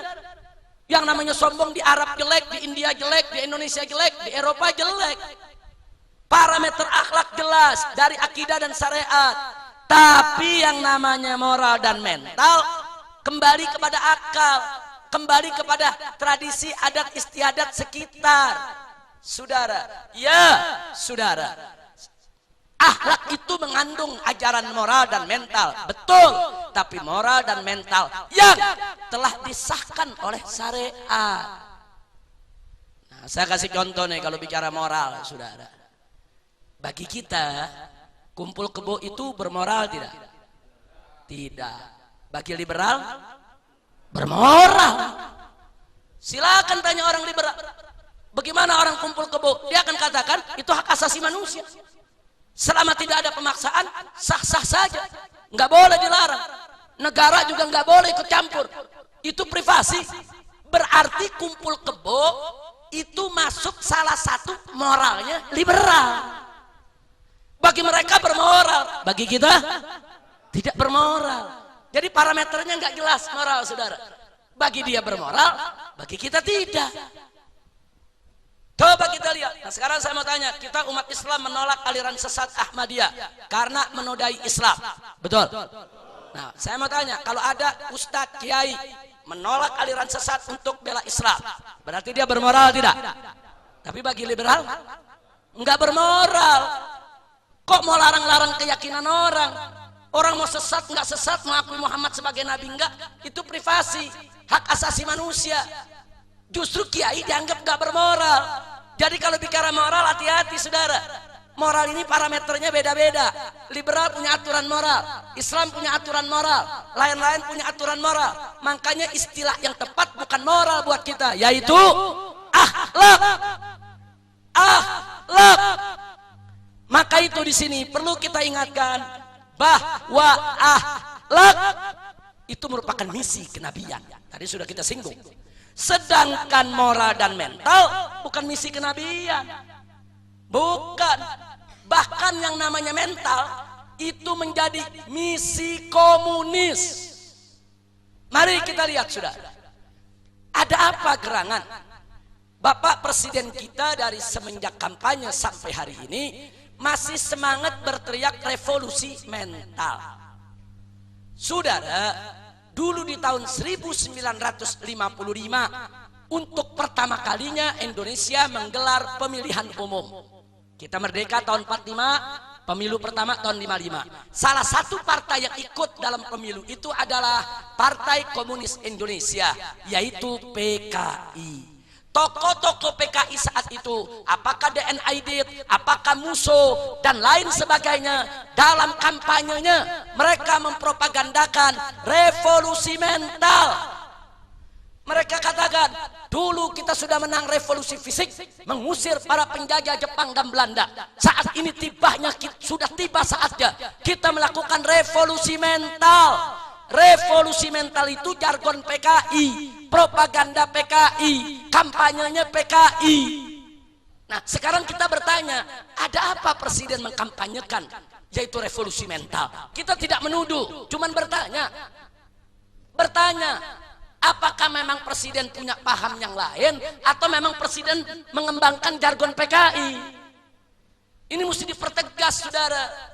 Nah, kalau presiden mengatakan tidak, maksud saya revolusi mental, revolusi bagaimana seorang yang punya mental koruptor supaya tidak jadi koruptor. Bagaimana pejabat yang nggak bagus menjadi bagus, dia punya moralnya. Kalau itu yang Anda maksud, itu namanya revolusi akhlak. Bukan revolusi mental. Kenapa? Revolusi mental itu ada akar ajaran. Makanya tadi saya katakan misi komunis. Kenapa saya katakan misi komunis? Karl Marx, pendiri paham Marxisme. Saudara, Karl Marx, pendiri paham Marxisme, di dalam bukunya yang sangat terkenal, saudara, memperkenalkan teori revolusi mental. Baca bukunya, saudara. Apa Karl Marx bilang, saudara? Seorang manusia saat dia beragama, saat dia mengakui Tuhan, maka jiwanya dijajah oleh agama, maka mentalnya diperbudak oleh Tuhan. Orang kalau beragama berarti dia punya jiwa dan mental itu dibatasi oleh aturan hukum. Hukum agama tadi, ini haram, itu haram, ini nggak boleh, itu dilarang. Sehingga Karl Marx mengatakan orang yang beragama dan bertuhan itu jiwa dan mentalnya dibelenggu, dipasung, dijajah.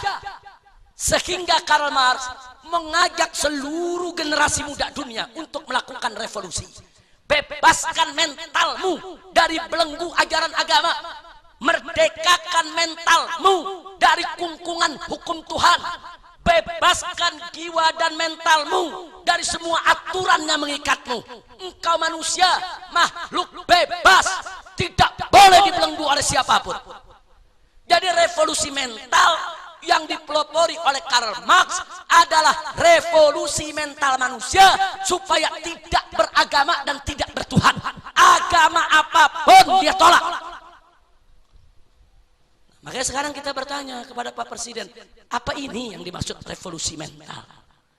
Kalau Bapak Presiden punya maksud revolusi mental ini, berarti Presiden satu ancaman buat kita, bahaya buat kita semua. Berarti Presiden membawa Indonesia untuk dibebaskan dari agama dan dari Tuhan, saudara. Bahaya, nggak boleh kita biarkan, harus kita lawan. Tapi kalau maksud Presiden nggak begitu. Maksudnya itu tadi, dari koruptor jadi nggak koruptor. Berarti kan maksud Presiden baik, cuman salah istilah. Ini yang saya katakan perang terminologi. Nah, mudah-mudahan Presiden nggak tahu kalau revolusi mental itu adalah jargon PKI. Kadang-kadang jadi orang bodoh manfaat, saudara. Maksud saya jadi orang bodoh manfaat, kalau nggak tahu kan nggak dosa. Kalau udah tahu nggak boleh disengaja. Kira-kira jelas nggak? Mudah-mudahan Presiden dengar radio Rasil. Mudah-mudahan Presiden nonton TV Rasil. Amin ya rabbal alamin. Kita cinta Presiden, saudara. Kita cinta Presiden, kita hormat Presiden, kita mau jaga beliau. Jangan sampai beliau ini dikelilingi oleh pemikiran-pemikiran komunis, kemudian ditawarkan teori-teori PKI tanpa disadari oleh Presiden, saudara. Mudah-mudahan Allah jaga beliau, Allah berikan taufik dan hidayahnya, sehingga beliau menjadi pemimpin Muslim yang baik. Amin ya rabbal alamin. Nah, baik, yang ketiga, keempat, akhlak pasti menjaga moral dan mental, saudara. Pasti akhlak akan jaga itu moral dan mental sesuai aturan akidah dan syariah. Tapi yang namanya moral dan mental belum tentu dia bisa jaga akhlak, saudara. Nah, jadi itu bedanya akhlak dengan moral dan mental. Kira-kira jelas tidak? Pasti bicara moral dan mental. Kalau bicara moral dan mental belum tentu bicara akhlak. Dan yang terakhir, yang kelima, seperti tadi, akhlak memiliki dimensi dunia dan akhirat, sedangkan moral dan mental hanya dimensi dunia. Kesimpulan, semua agama selain Islam bahkan ateis sekalipun yang tidak mengakui agama, mampu bicara dengan fasih tentang filsafat dan ideologi, tentang aturan dan hukum, tentang moral dan mental. Akan tetapi mereka tidak akan pernah mampu bicara dengan fasih tentang akidah, syariat dan akhlak, kecuali Islam. Nah, Islam adalah akidah, syariat dan akhlak, sehingga Islam sangat mampu menuturkan dengan sangat fasih seluruh dimensi akidah, syariat dan akhlak. Termasuk Islam sangat fasih mampu menguraikan filsafat dan ideologi, aturan dan hukum, moral dan mental dalam batasan akidah, syariat dan akhlak. Ini kelebihan daripada Islam. Al-Islamu ya'lu wala yu'la alaih. Islam paling tinggi, tidak ada yang lebih tinggi daripada Islam. Alhamdulillah. Kira-kira sampai di sini jelas tidak? Paham semua? Alhamdulillah. Jadi kesimpulannya saya mau tanya semua yang di sini, apakah Islam itu filsafat? Apa Islam itu ideologi? Tapi Islam itu adalah akidah. Apakah Islam itu hanya sebatas moral dan mental? Tidak, tapi Islam itu adalah akhlak. Apakah Islam juga hanya sebatas aturan dan hukum? Tidak, tapi Islam adalah syariat. Islam akidah, syariat dan akhlak. Gunakan istilah itu, jangan ditukar dengan istilah lain, saudara. Nah, ini baru bagian pertama daripada salah satu bentuk pembekalan umat agar mereka tidak terjebak di dalam perang terminologi. Ingat, begitu Presiden mengatakan revolusi mental, istilah itu disebarkan oleh televisi, masuk ke kampung-kampung, jutaan orang ikut meneriakan. Artinya, saudara, satu perang terminologi yang begitu dahsyat, baik disadari atau tidak disadari oleh Bapak Presiden kita, akhirnya revolusi mental itu menggantikan istilah revolusi akhlak. Nah, ini satu hal yang sangat kita prihatin, tapi tidak ada kata terlambat. Perang masih berlangsung. Mari kita kobarkan perang harbul mustalahat, kita kuasai istilah-istilah terminologi yang islami, jangan termakan dengan terminologi dari luar Islam. Insya Allah. Baik, sampai di sini. Kalau ada yang punya pertanyaan, silakan. Sebelum kita akhiri, silakan. Ada dua ustadz yang mau bertanya. Coba pinjam mic-nya tadi. Mana mic wireless-nya? Ada? Assalamualaikum warahmatullahi wabarakatuh. Waalaikumsalam warahmatullahi wabarakatuh. Ustadz langsung aja ya, Ustadz. Kalau kita lihat sebenarnya Islam atau iman, Islam dan akidah atau tadi ihsan itu bukan merupakan bagian dari hukum Tuhan. Pasti memiliki parameter yang paling kuat, paling besar dan bisa menjadi penilai untuk filsafat atau pemikiran-pemikiran yang ada. Artinya parameter Islam bisa memilah mana yang baik dan mana yang tidak baik, sebagaimana yang tadi Ustadz katakan. Namun yang jadi permasalahan Ustadz, kalau seandainya ketika kita ingin turun ke bawah, ke pemikiran-pemikiran yang ada, atau ingin menjelaskan Islam yang rahmatan lil alamin, Islam yang memiliki sifat yang sempurna kepada pemikir-pemikir yang ada di bawah, pasti juga akan harus menggunakan filsafat atau ideologi sebagai pendekatan-pendekatan untuk menjelaskan Islam. Apakah itu tidak bertentangan kalau kita menggunakan pendekatan-pendekatan filsafat, pendekatan-pendekatan ideologi untuk menjelaskan mana yang benar dan mana yang tidak benar? Ya. Itu yang pertama, Ustadz. Terus yang kedua? Yang kedua disimpan dulu. Adi Alwi azan zuhur dulu. Disimpan dulu yang kedua sebentar. Jazakumullahu khairal jazaa kepada Habib Mahdi Al-Attas untuk pertanyaan pertamanya, sangat menarik. Jadi Al-Imam Al-Ghazali radhiyallahu ta'ala anhu di dalam kajian-kajian filsafatnya itu banyak menggunakan mustalahat yang digunakan oleh para filosof. Nah kemudian terjadi perdebatan. Tapi yang menarik, pengkritik utama Imam Ghazali, yaitu Syekh Ibn Taimiyah, justru membela Imam Ghazali dalam soal itu. Justru Syekh Ibn Taimiyah mengatakan tidak mengapa kita menggunakan istilah-istilah mereka untuk pendekatan, bukan untuk diterima sebagai satu prinsip atau pedoman. Untuk pendekatan supaya bisa memperlancar proses terjadinya dialog, sehingga kita tidak menutup diri untuk dialog dengan mereka. Nah ini menarik, padahal Ibn Taimiyah nggak pernah cocok sama Imam Ghazali. Nah, tapi dalam persoalan itu beliau memberikan dukungan. Itulah sebabnya tadi saya katakan di dalam kesimpulan akhir kita lihat lagi di sini. Jadi di sini kita sebutkan Islam adalah akidah, syariat dan akhlak sehingga sangat mampu menuturkan dengan fasih seluruh dimensi ketiganya, termasuk sangat fasih menguraikan filsafat dan ideologi, aturan dan hukum, moral dan mental dalam batasan-batasan akidah, syariat dan akhlak. Jadi artinya kalau ada orang mengurai, yuk kita pelajari filsafat Islam, tidak ada masalah, tapi jangan Islam yang difilsafatkan. Beda.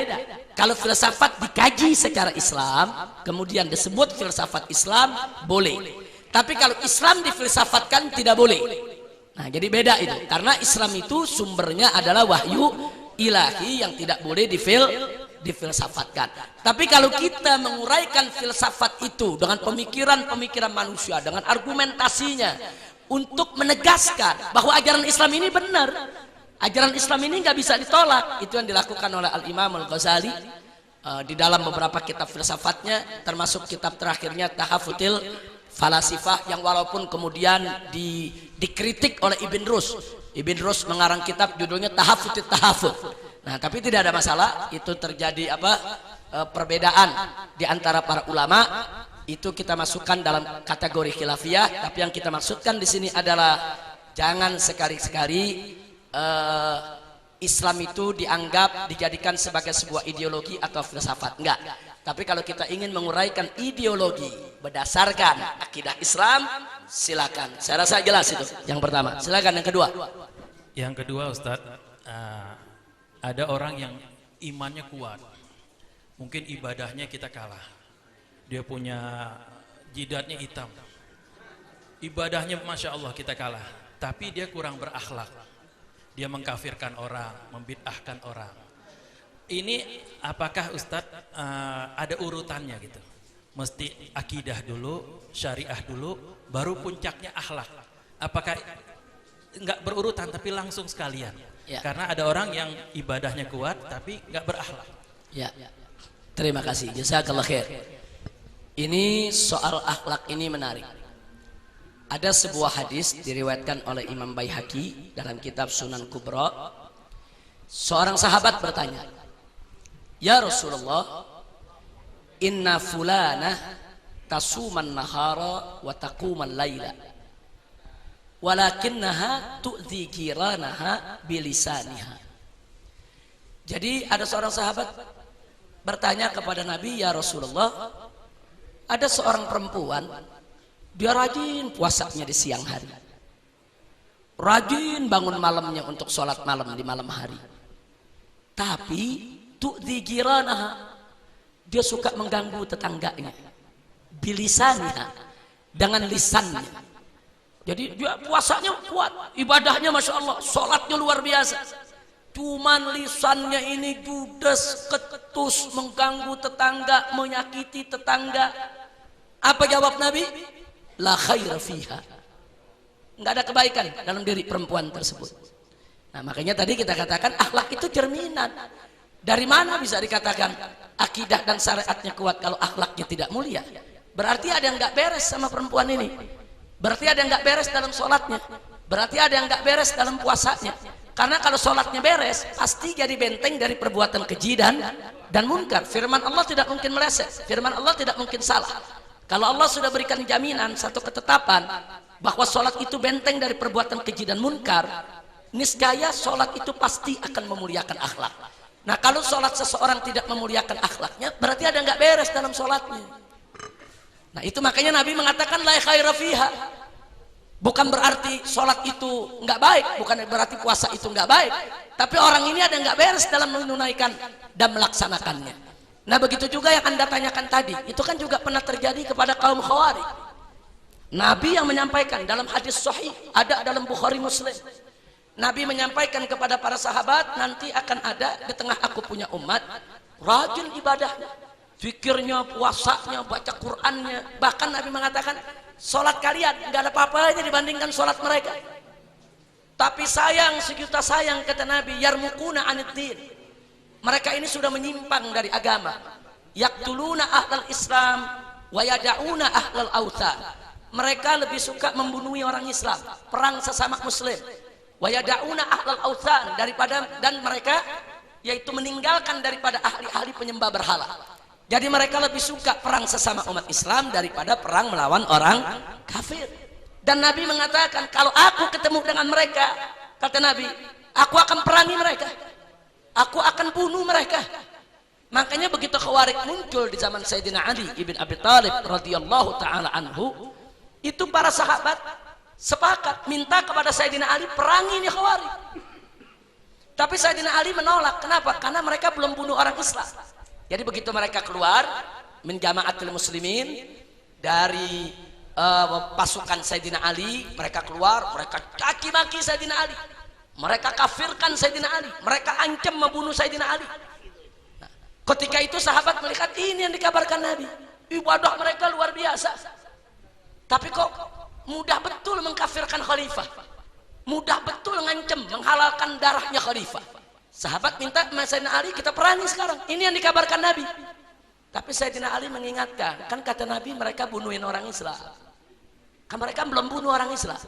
Nabi mengatakan kalau mereka sudah bunuh orang Islam, aku perangi mereka.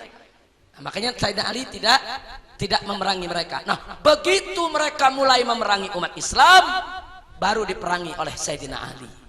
Nah jadi saudara, apa yang disampaikan, ditanya oleh Habib Mahdi tadi, sebetulnya jenis manusia semacam ini di zaman Sayyidina Ali sudah ada. Selama mereka tidak membunuh umat Islam, tidak mengganggu kita secara fisik, kita hormati, kita hargai, kita dakwahkan, kita lakukan pendekatan, kita rangkul supaya mereka tidak menjadi Khawarij yang pernah terjadi di zaman Sayyidina Ali ibn Abi Thalib radhiyallahu taala anhu. Tapi kalau mereka sampai melakukan gerakan fisik membunuh kaum muslimin, wajib kita perangi mereka sebagaimana dulu Sayyidina Ali memerangi mereka, saudara. Nah kemudian pertanyaannya, lalu bagaimana melihat itu? Nah, kelihatannya, zohirnya akidahnya kuat, syariatnya bagus, tapi kok akhlaknya nggak bagus, ada nggak beres dalam akidahnya, ada nggak beres dalam syariatnya. Karena firman Allah, hadis Nabi nggak mungkin meleset. Orang kalau akidahnya kuat, syariatnya jalan, akhlaknya pasti mulia. Berarti ada nggak beres dalam akidahnya. Nah kenapa saya katakan ada nggak beres? Akidah takfir kan memang nggak beres. Takfir itu kan termasuk akidah, akidah takfir, akidah membolehkan mengkafirkan orang. Kalau itu kita jadikan sebagai akidah kita, berbahaya. Nah berarti ada nggak beres dalam akidahnya, akidahnya mesti diluruskan. Nah kemudian kalau pertanyaannya mana mesti kita pelajari dulu atau dalami dulu, akidah, syariat atau akhlak? Nah saya termasuk yang mendukung pendapat ulama yang mengatakan akidah, syariat dan akhlak harus seiring sejalan, dilakukan secara simultan, secara bersamaan dan berkesinambungan. Jadi jangan hanya ajarkan anak akidah tapi syariat akhlak nggak diajarin. Jangan hanya ngajarin anak syariah tapi akidah dan akhlak diabaikan. Jangan juga ngajarin anak sekedar akhlak tapi akidah syariah nggak dididik. Nggak bisa. Anak kita dari kecil tiga-tiganya mesti dididik. Bagaimana akidahnya? Dia mengenal sifat Allah, dia mengenal sifat Nabi, mengenal sifat malaikat, dia mengenal mana sifat yang wajib bagi Allah, sifat yang mustahil, sifat yang jaiz. Tapi pada saat yang sama ajarin juga dong dia sholat. Kan Nabi yang suruh dari kecil. Nah, di mana Nabi mengatakan muru auladakum bis shalah wa hum abna'u sab'a. Ajarkan itu, perintahkan. Nah, bukan lagi sekedar ajarkan, perintahkan anak-anakmu sholat saat usia mereka sudah 7 tahun. Kalau diperintah sholat berarti mesti diajarin dong tata cara sholatnya. Nah jadi nggak ada tuh, oh belajar akidah dulu baru syariat. Enggak, syariat Nabi suruh dari kecil udah mesti diajarin, suruh dia sholat. Nah jadi saya tidak sependapat Kalau ada yang mengatakan akidah lebih penting dari syariat, atau syariat lebih penting dari akhlak, atau akhlak lebih penting dari akidah dan syariat, enggak, saya enggak sepakat. Tiga-tiganya penting, tiga-tiganya saling menyempurnakan, tiga-tiganya harus diajarkan kepada anak-anak kita secara bersamaan, simultan dan berkesinambungan. Tapi memang kita tidak mungkiri kalau ada ungkapan di antara ulama bahwa akhlak di atas hukum, bukan di atas fikih, di atas hukum. Bisa hukum fikih, bisa hukum yang lain. Nah, kenapa ada ungkapan seperti itu? Sebab mereka mengartikan akhlak adalah penegakan hukum secara lebih sempurna. Jadi kalau orang menegakkan hukum, belum tentu akhlaknya ikut tegak. Tapi kalau menegakkan akhlak, hukumnya pasti ikut tegak. Nah, kita kasih contoh. Ada seorang ayah merintahkan anaknya, nak, ambilkan itu handuk yang digantung. Si anak ambil itu handuk. Ya, yang ini pak. Ya. Terus kata anaknya, lalu bagaimana nih pak? Lempar ke bapak, cepat. Bapak perlu. Dia lempar ke muka bapaknya. Dia lempar, sudah. Jujur, saya mau tanya, siapa yang suruh lempar? Siapa yang perintah lempar? Nah, ini anak melaksanakan perintah, berarti taat gak? Taat. Berarti patuh tidak? Patuh. Tapi bagus gak? Enggak. Nah, kalau itu anak bawa itu, begitu bapaknya bilang lempar, dia nggak mau lempar, dia datang, dia kasih dengan santun penuh hormat. Zahirnya itu anak kan nggak taat perintah, disuruh lempar dia nggak lempar. Tapi tunggu dulu, jangan bilang dia nggak taat perintah.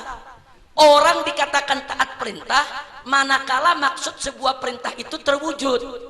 Maksud dari perintah bapaknya supaya handuk sampai ke tangan bapaknya. Si anak sudah melaksanakan perintah sehingga terwujud maksud daripada perintah, yaitu handuk tadi diterima oleh sang ayah, tapi dengan cara yang lebih sempurna, lebih hormat, lebih santun. Itu yang disebut akhlak. Nah, jadi itu makanya ada istilah, ulama suka mengatakan akhlak itu lebih tinggi daripada hukum. Tapi bukan berarti hukum diabaikan. Nah, itu salah kaprah tuh. Kalau dikatakan akhlak lebih tinggi dari hukum, wah kalau gitu hukum gak usah dipakai, akhlak aja, ngawur. Karena kalau hukum dibuang, mana ada akhlak? Nggak ada akhlak. Nah, jadi artinya akhlak itu melaksanakan hukum dengan cara yang lebih sempurna. Saya kasih contoh lagi. Saya mau tanya, kalau kita sholat wajib gak tutup aurat? Wajib. Aurat laki-laki dari mana sampai mana? Pusar sampai lutut. Kalau ada seorang pria sholat pakai selembar kain digulung, tutup pusar sampai lutut. Nah, ini dada kelihatan, ketek kelihatan, bulu keteknya kayak sarang gonggo. Nah, saya mau tanya, sholatnya sah gak?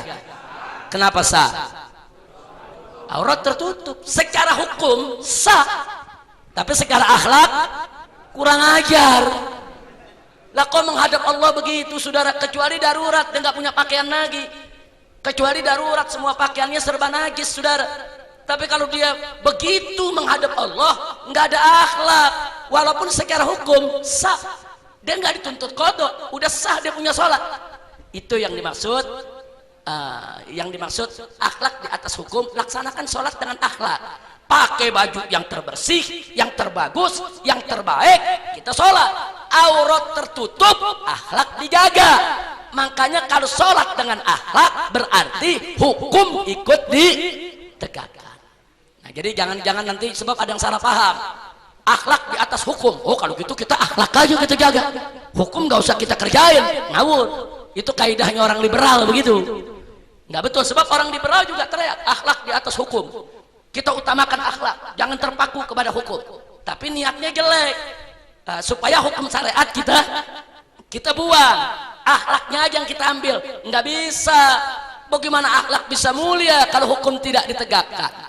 Jadi yang dimaksud akhlak di atas hukum adalah akhlak itu merupakan penegakan hukum dengan cara yang lebih sempurna. Itulah yang disebut akhlak. Nah, jadi itu pertanyaan Habib Mahdi. Jadi jangan dipisah-pisah, jangan dipilah-pilah. Tiga-tiganya harus kita ajarkan secara simultan. Sebab kalau akidah doang yang diajarkan, akibatnya begitu tuh.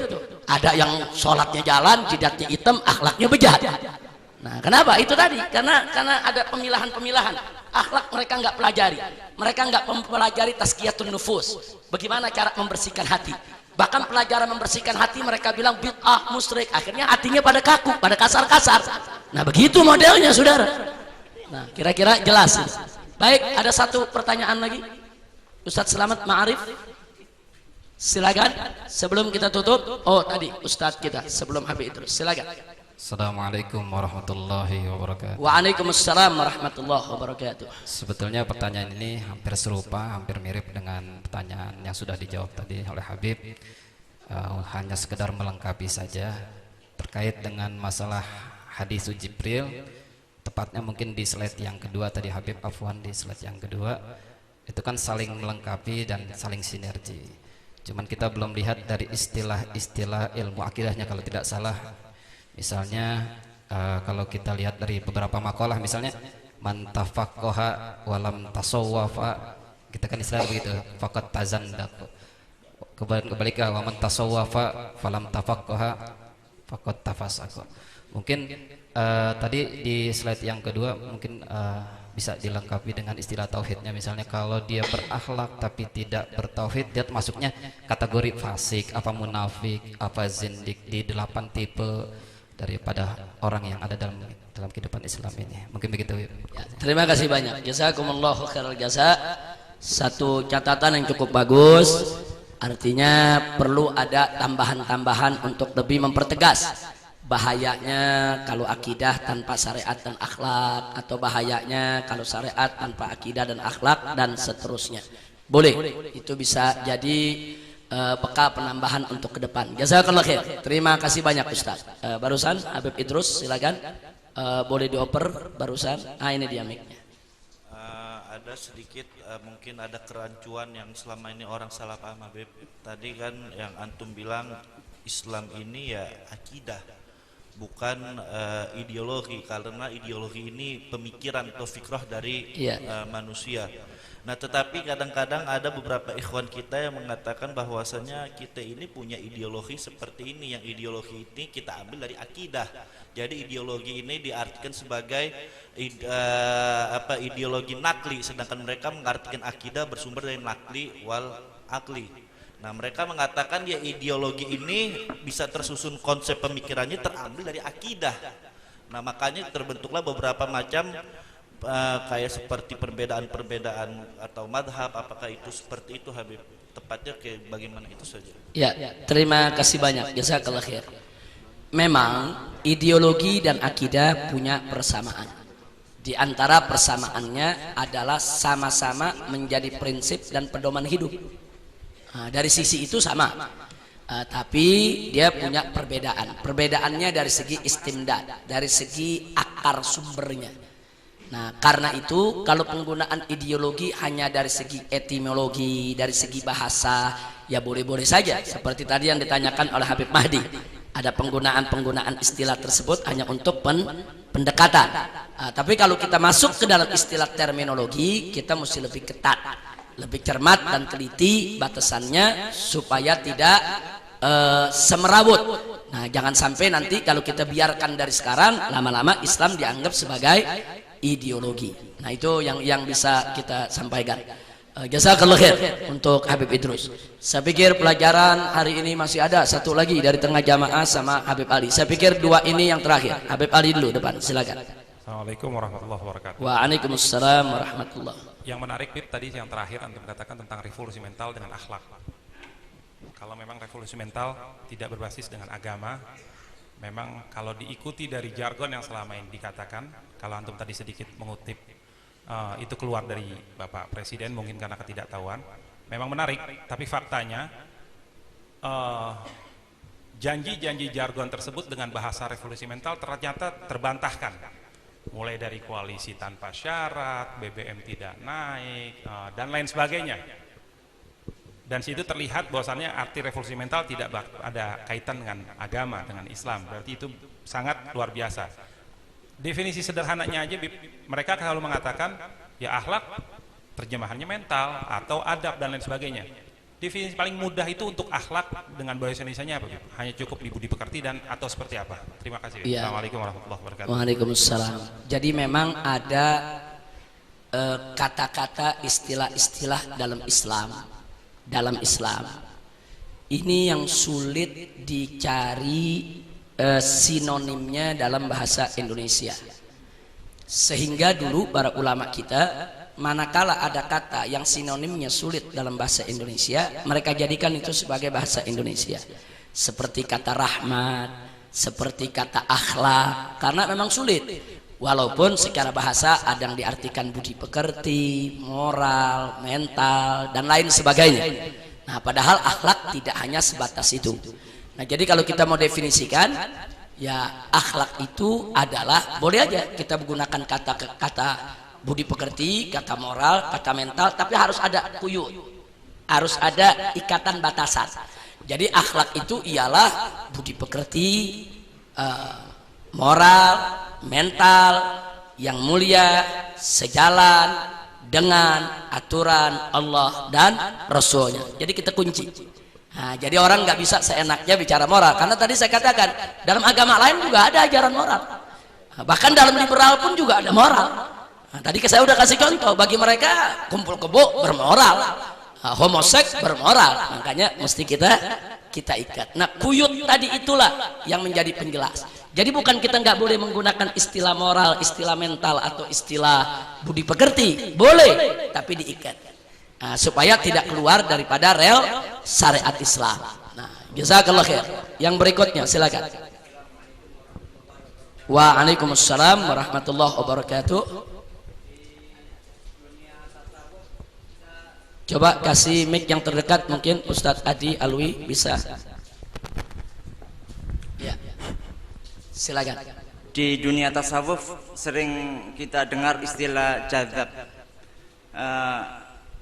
Karena istilah ini sudah mendunia di dunia tasawuf, banyak orang-orang awam itu melihat jadzab itu karena berkedok kewalian, jadi syariat itu ditabrak. Bagaimana ini? Ya. Jadi saudara, Al-Imam Al-Qushairi di dalam mengartikan jadzab, majdub atau majdzub, sebetulnya yang betulnya jadzab pakai za, jadzab. Jadzab itu artinya kalau secara bahasa yang punya magnet. Jadzab, punya daya tarik. Tapi Imam Qushairi itu pernah mendefinisikan jadzab itu adalah orang yang sakran, tanda kutip, dia gila dalam cinta kepada Allah. Dia gila dalam cinta kepada Allah, bukan gila dunia, bukan. Jadi dia udah dunia ini udah nggak ada artinya sama dia. Dia semua seluruh jiwa raga pemikirannya yang dia ingat hanya Allah, yang dia tahu hanya Allah. Di mata orang-orang normal dia gila. Nah, sekarang saya mau tanya, kalau yang namanya gila bagaimana? Rufi al-qalam tidak? Rufi al-qalam artinya tidak ada ketentuan untuk dia, tapi boleh gak dijadikan sebagai sumber? Nggak boleh. Jadi andai kata ada orang majdub yang sudah gila dalam lautan cinta kepada Allah, nah kemudian ada amalan-amalannya yang bertentangan dengan syariat, jangan kita ikuti, nggak boleh. Kita ini tetap harus mengikuti ashabus syariah, bukan ashab jadzab. Jadzab itu nggak boleh diikutin. Bahkan banyak ulama bilang sama orang majdub jangan minta doa. Tahu-tahu dia salah doa disumpahin mati gitu. Nah, jadi orang majdub begitu kita minta aja sama Allah berkahnya. Mungkin kedekatan dia kepada Allah ada keberkahan tersendiri. Tapi orang majdub jangan dijadikan sebagai rujukan, jangan dijadikan sebagai sumber, jangan dijadikan sebagai contoh. Jangan nanti ngelihat orang majdub berbuat seenak-enaknya, tahu-tahu ada orang awam, yang itu aja begini, masa saya nggak boleh? Haram. Yang mesti dijadikan rujukan adalah syariat. Nah, jadi saya pikir itu. Kalau Anda ingin lebih panjang lagi soal majdub ini di dalam ilmu tasawuf, silakan baca yaitu kitab-kitab Imam Qushairi. Di sana dijelaskan. Ada satu tanya jawab cukup bagus, ditanya apa itu majdub, kenapa majdub begini, kenapa begitu, panjang sekali pembahasannya, cukup bagus. Tapi yang intinya perlu saya sampaikan, semua ahli tarekat sepakat. Ini ahli tarekat yang gak gila nih. Nah, semua ahli tarekat sepakat bahwa tarekat tidak boleh bertentangan dengan syariat. Sampai-sampai Al-Imamul Ghazali radhiyallahu taala anhu mengatakan, jika kau mendapatkan ada orang bisa jalan di atas air atau terbang di udara, jangan dulu kau katakan dia wali Allah, tapi kau lihat dulu jalan atau tidak syariatnya. Kalau syariatnya jalan seperti sholat, puasa dan lain sebagainya, dia tidak maksiat, fashad, kata Imam Ghazali, saksikanlah annahu waliyun min awliyaillah, kalau dia adalah wali Allah. Tapi kalau ternyata syariatnya tidak jalan, dia suka maksiat, kewajiban dia tinggal, fashad, kata Imam Ghazali, saksikan innahu waliyun min awliyais syaitan, sesungguhnya dia adalah wali setan. Wali setan bisa jalan di atas air juga. Nah, kenapa nggak bisa? Setan yang pegangin. Nah, jadi sekali lagi, jadi standarnya tetap syariat. Jadi hatta Al-Imam Abul Haris Al-Muhasibi atau tokoh-tokoh daripada sufi yang lainnya, nggak ada yang berbeda bahwa tasawuf, tarekat harus sejalan dengan syariat. Nah, saya pikir itu yang perlu kita sampaikan. Mudah-mudahan manfaat untuk kita semua. Amin ya rabbal alamin. Nah, baiklah ya ikhwan, sebelum kita tutup, ada beberapa pengumuman yang ingin saya sampaikan dalam majelis ini. Insya Allah pengajian yang akan datang tanggal berapa nanti? Tanggal 6 kalau nggak salah, April. Coba lihat tanggal berapa nanti? Tanggal 5 atau tanggal 6? Hari Ahad pertama. Tanggal 5 April. Ya, insya Allah yang akan datang tanggal 5 April kita kumpul lagi di majelis ini. Nah, kemudian pengumuman yang kedua yang perlu saya sampaikan juga, bahwa alhamdulillah TV Rasil ini sudah mengudara. Dan setiap hari Ahad itu dari jam 8 sampai jam 10 pagi ada kajian ilmu faraid yang dulu direkam oleh tim TV Rasil pada saat ada pesantren Ramadan di Markas Syariat di Megamendung selama 21 hari. Jadi dari episode pertama sampai yang terakhir. Jadi bagi mereka yang ingin belajar ilmu faraid, itu kesempatan. Setiap hari Minggu jam 8 sampai jam 10 silakan Anda bisa saksikan di TV Rasil. Itu TV Rasil bisa didapatkan dengan antena parabola.